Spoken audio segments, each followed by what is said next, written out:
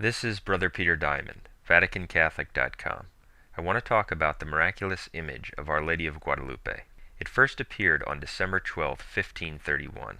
According to the account, an Indian named Juan Diego had been visited by the Virgin Mary numerous times. She told him to go to the bishop so that a chapel could be built, but the bishop did not believe Juan. The bishop asked Juan to tell the lady to give a sign as a proof that it was truly the Mother of God who had appeared. In response, the Virgin told Juan to gather some roses in his tilma and present them to the bishop.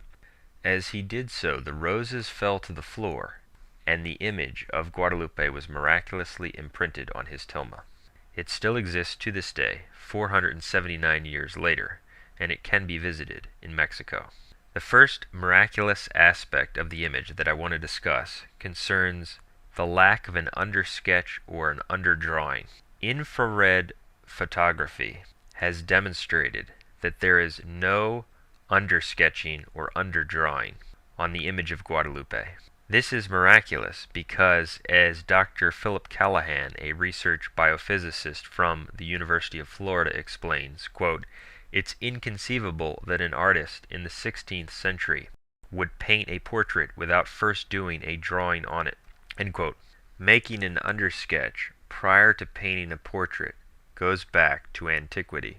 Thus, the fact that we have such an exquisite image with such precise details and features, and that it appears on a rough cactus fiber, is inexplicable when we consider that there is no undersketch. The next miraculous aspect of the image of Guadalupe that I want to discuss concerns its endurance. The tilma is made of a rough cactus fiber, as I said. This kind of cloth normally disintegrates in 15 to 30 years, but the image of Guadalupe has now remained for 479 years with no fading or even hairline cracking of the face or the main image. That is miraculous. This is even more astonishing when we consider that the image was subject to candle smoke for many years, which would speed up the process of deterioration. Indeed, attempts to make imitation copies of the image of Guadalupe have failed. One famous example concerns a well-known anti-apparitionist named Jose Ignacio Bartolash. In order to try to disprove the miraculous nature of the image, he had an exact copy made on the same burlap-type material, and he hung it with great fanfare in the chapel built on the site of Our Lady's final appearance. But after 7 short years, the painting was so unsightly and discolored that on June 8, 1796, it was quietly moved to the sacristy. That's quoted in Brother Herbert Lee's Mother for a New World, Our Lady of Guadalupe, page 394. That means that attempts to reproduce the image have failed miserably. Concerning the miraculous endurance of the image, the following quote is of interest.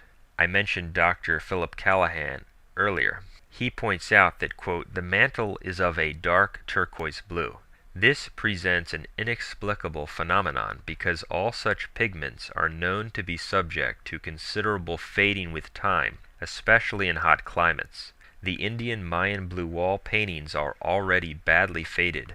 The blue mantle on the tilma of Guadalupe, however, is bright enough to have been laid last week." End quote. So the colors are miraculously fresh and bright. There is also the amazing fact that in 1778, a considerable amount of nitric acid was spilled on the image of Guadalupe.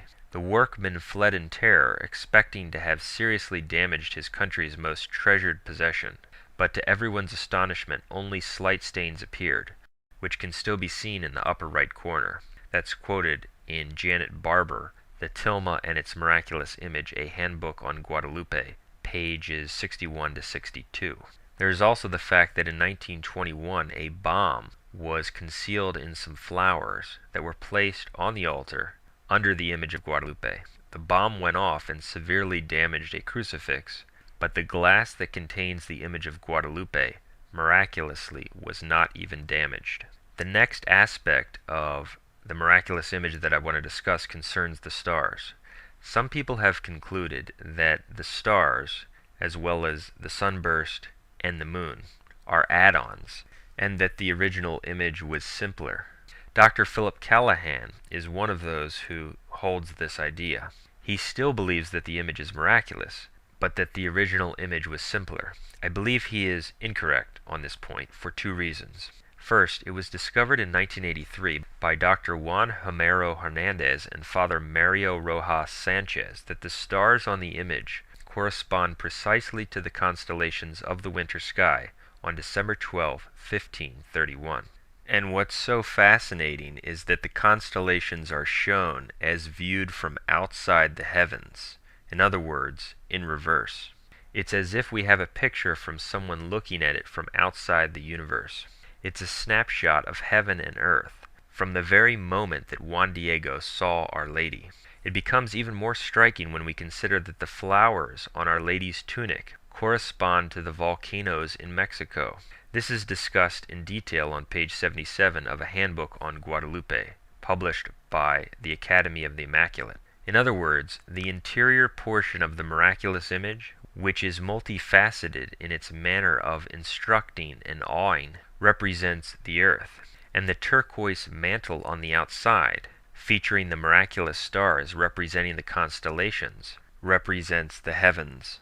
It's the picture of the encounter between heaven and earth when Our Lady appeared to Juan Diego on December 12, 1531, and captured miraculously, and still present on the cactus fiber almost 500 years later. But what's even more amazing is that the stars appear only on the mantle of the image, and not on the tunic. And as I said, the stars that appear correspond to the constellations in the sky on the day of December 12, 1531. But as people superimpose the image of Our Lady to the sky of that day, and fill in the stars for where they would have appeared if her tunic had been filled with stars, the miracle becomes even more stupendous, because the constellation Corona Borealis, meaning Borean crown, representing a crown, would appear right between Our Lady's temples. That signifies that Mary has a crown and that she is the Queen of Heaven. The constellation Virgo, signifying virginal purity, would appear over the area of her heart, signifying her immaculate and virginal heart. And the constellation Leo the Lion would be over her womb. The lion represents Jesus Christ, because Christ is the Lion of the tribe of Judah. This signifies that Christ the King is present in her womb. And there's even more. All of this shows the divine and indeed infinite intelligence behind this miraculous production. In addition to all of these facts, the second reason I believe Callahan is wrong to think that the stars are add-ons is that he says the stars were added in the 17th century. However, we know this is not true, because there is a copy of the image of Our Lady of Guadalupe from 1570 that was used at Lepanto, and it corresponds precisely to the image that we have now. That means that if the stars were added on, they must have been added between 1531 and 1570, which is highly unlikely. In addition, there is a famous picture of the image from the Codex Civil. This dates to perhaps just a few years after Our Lady's appearance in 1531. And this picture shows the sunburst and corresponds greatly to the image that we have now. All of this supports that the stars and the sunburst and the moon were part of the original image. Some are puzzled by the fact that while the face doesn't even show a hairline crack or a fade, the sunburst, the stars, and the moon show some evidence of flaking. And I have an opinion about this, and I believe it fits with what we learn in sacred scripture concerning the stars and the sun and the moon. We are told in Luke 21:33 that heaven and earth shall pass away, but my words shall not pass. Hence, it makes sense that we would see evidence of the stars in the image and the moon and the sunburst fading, because in reality the heavens shall pass away, but the Virgin herself and the primary image surrounding her and her face are incorruptible, because she will shine forever in heaven. That could be why we see evidence of fading in the stars, etc., but not on the Virgin's features. The next miraculous feature that I want to discuss which might be the most miraculous feature of all, concerns the eyes of the image. It is a fact that the image of a bearded man has been discovered in the eyes of the Virgin. It was first discovered in 1929 and then again in 1951, and it was subsequently confirmed by modern science and intense investigation. The image of the bearded man with a full head of hair corresponds to pictures of Juan Diego, the Indian who originally saw Our Lady. In other words, the image of Juan Diego is microscopically captured in the Virgin's eye. Of course, no human painter could have ever conceived the need to put microscopic images of Juan Diego in the eyes of the Virgin, so that they would later be discovered by the advances in modern science. And it is simply impossible for any human painter to have pulled it off, because the images are simply too small to paint. And the presence of these images in the eyes is all the more amazing because the images correspond exactly to what happens in a human eye when it sees something. Jody Brant Smith, who studied the image of Guadalupe, along with Dr. Callahan, is a non-Catholic. He explains, quote, "Before I could understand the importance of his discovery, I needed to learn something about the physiology of the human eye, in particular what is called the Purkinje-Sanson principle. In its simplest form, the Purkinje-Sanson law states that whenever we see any object, the object is reflected in each eye, not once, but in 3 different places. This threefold reflection is caused by the curvature of the eye's cornea. 2 of the reflections are always right side up, and 1 is always upside down." End quote. That's quoted in Thomas Sennett's book, Not Made by Hands, page 58. The reflections of Juan Diego in the Virgin's eye correspond precisely to the Purkinje-Sanson law. Multiple reflections are found, exactly as they would be found in a human eye that sees a person. In fact, the Purkinje-Sanson law shows that when a human being sees something, because of the differing angles of the curvature of the cornea, the various reflected images are apparently distorted in a varying degree. And in the images within the eye of the Virgin of Guadalupe, quote, "there is a perfect collocation in agreement with this principle, the distortion of the figures even concurring with the predicted curvature of the cornea." End quote. That is to say, the images appear exactly as we would expect them to appear in a human eye. That means that what we have in the image of Guadalupe, still fresh today on the rough cactus fiber, is the visual reproduction of that heavenly encounter in 1531. And this is true on many levels. Not only does the image miraculously capture what Juan Diego saw, it captures his vision of the Virgin and the meeting of heaven and earth with the stars as they appeared in the heavens on that day, but also in the microscopic recesses of the Virgin's eye.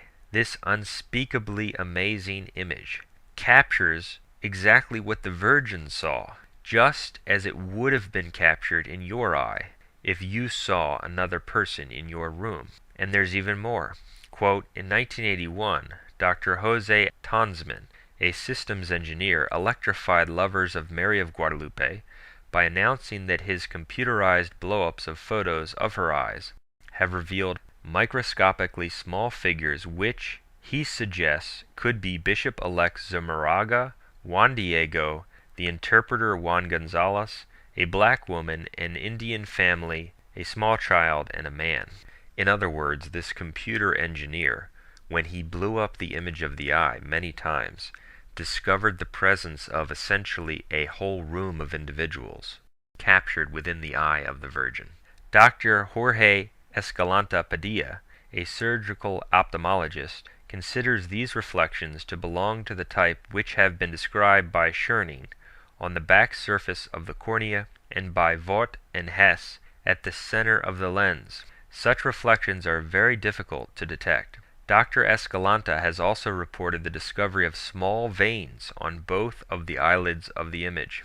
In the 1970s, a Japanese optician who was examining the eyes fainted. When he recovered, he said that the eyes were alive and looking at him. End quote. Quoted in Janet Barber, Latest Scientific Findings on the Images in the Eyes, a handbook on Guadalupe, page 90. So, this Japanese optician fainted because he thought that the eyes were human and looking at him. We have numerous people captured microscopically in the recesses of the image of the eye. This is undeniable proof that the image is miraculous. Only God could have done this. Moreover, ophthalmologists have testified that even though they are opaque, both eyes in the image show depth and become filled with light when the ophthalmoscope's light is trained into them. They have asserted that it would be impossible to produce with paint such perfectly placed reflections in eyes offering so little space, with a virgin looking down, and on such rough material as the tilma." End quote. That's from the same source just quoted. The scientific findings about the eyes of the image leave no doubt that the image is of divine origin, and it was created by God to leave the world with a priceless gift, a picture of that encounter of the Mother of God with Juan Diego. The next miraculous aspect that I want to discuss concerns the face of Our Lady. It's remarkable that at one distance Our Lady appears to be a Native American, but at another distance she appears to be of lighter skin and in fact of European descent. This miraculous feature is meant to show the unity of the two people, who were then coming together as one in the true faith of Christ, in the new nation that had just uprooted the diabolical Aztec culture. In fact, Dr. Philip Callahan explains that the image achieves this effect of appearing to be different colors at different distances only by a miraculous feature that we see in nature. He says, quote, "At a distance of 6 or 7 feet, the skin tone becomes what might best be termed Indian olive, gray-green in tone. It appears somehow the gray and caked-looking white pigment of the face and hands combines with the rough surface of the unsized hue. Such a technique would be an impossible accomplishment in human hands. It often occurs in nature, however, in the coloring of the bird feathers and butterfly scales, and on the elytra of brightly colored beetles." End quote. So what he's saying is that this miraculous feature of a change in color at different distances is something that we see in nature on beetles and in bird feathers and on butterfly scales, and that it occurs on the tilma in a miraculous way. The pigment combines with the rough surface of the cloth to give it a different effect, yet it is still beautiful and delicate at every distance. This is simply a miracle, and no human artist could have ever accomplished this effect. It was fashioned by God, just as the butterfly's scales are. The next miraculous feature that I want to mention concerns the temperature.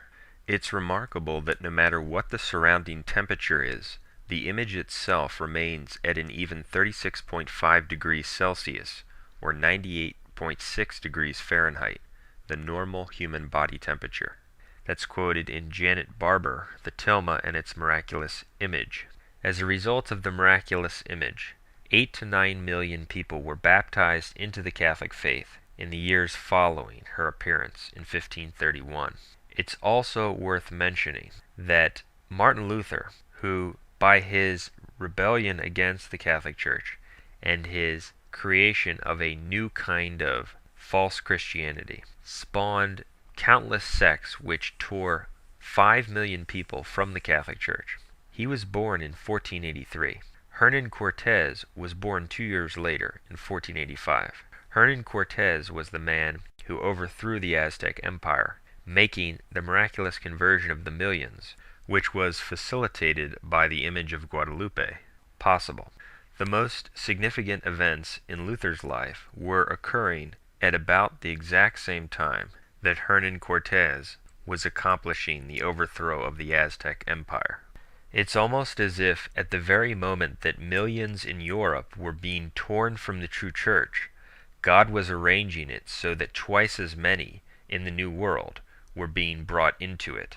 The image of Guadalupe is one of the most prodigious miracles in human history.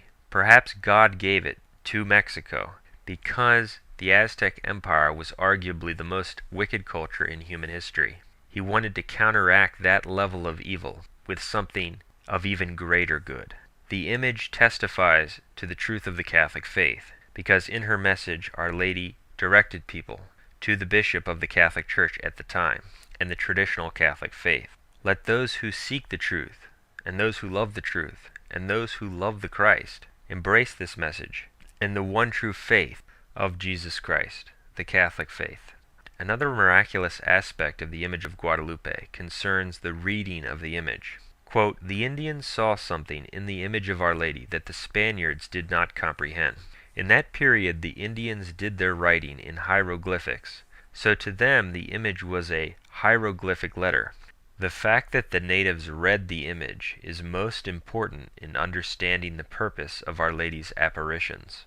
To the Indians, the image depicted a beautiful lady standing in front of the sun, a sign to them that she was greater than the sun god Huitzilopochtli, whom they worshipped. The crescent, or the moon, beneath her feet showed that their moon god, Tezcatlipoca, was less than nothing, since she was standing on it.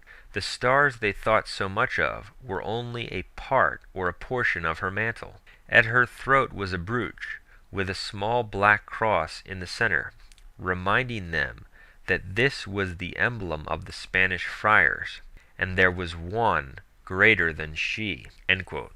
That comes from Father Harold Rahm, Am I Not Here, page 56. As we can see, the intelligence that constructed the miraculous image of Guadalupe, that conveyed exactly the message that the Indians needed to hear and to see, to bury their false notions of God and their idolatrous practices, is infinite and beyond anything humans can imagine.